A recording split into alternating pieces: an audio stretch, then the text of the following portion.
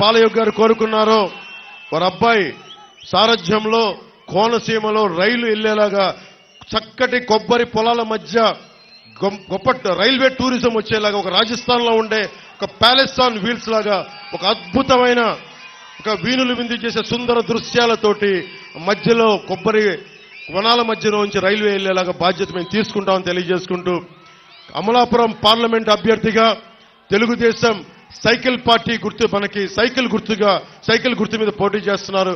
వారికి మనందరూ బలమైన మెజారిటీ తోటి హరీష్ గారిని బాలయ్య గారి అబ్బాయి హరీష్ గారిని గెలిపించవలసిందిగా మనస్ఫూర్తిగా కోరుకుంటా ఉన్నాను.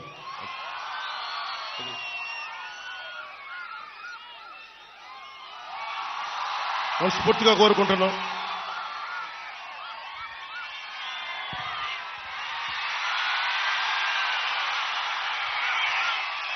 ఇంకో రెండు విషయాలు చెప్పి ముగించేస్తాం. ఓటు ట్రాన్స్ఫర్ అనేది చాలా కీలకం.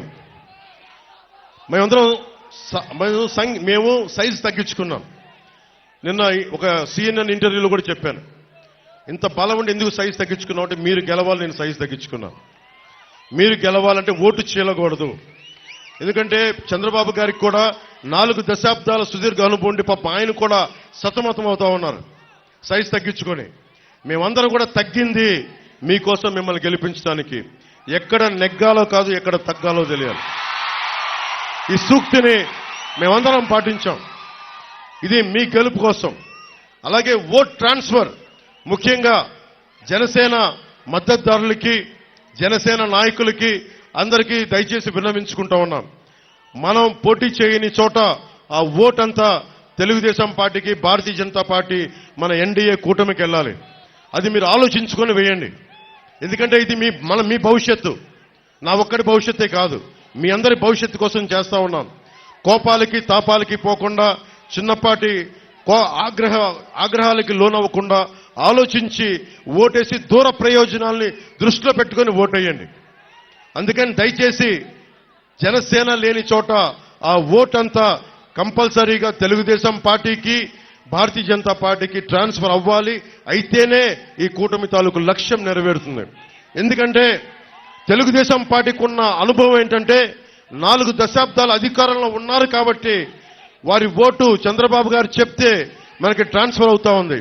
అలాగే జనసేన పార్టీ మద్దతుదారులకు కూడా మీ ఓటు ఖచ్చితంగా ట్రాన్స్ఫర్ అవ్వాలని మనస్ఫూర్తిగా నేను అభ్యర్థిస్తున్నాను. మనస్ఫూర్తిగా మీకు తెలియజేసుకుంటూ మీ అందరికీ కూటమి ప్రభుత్వం వస్తుంది.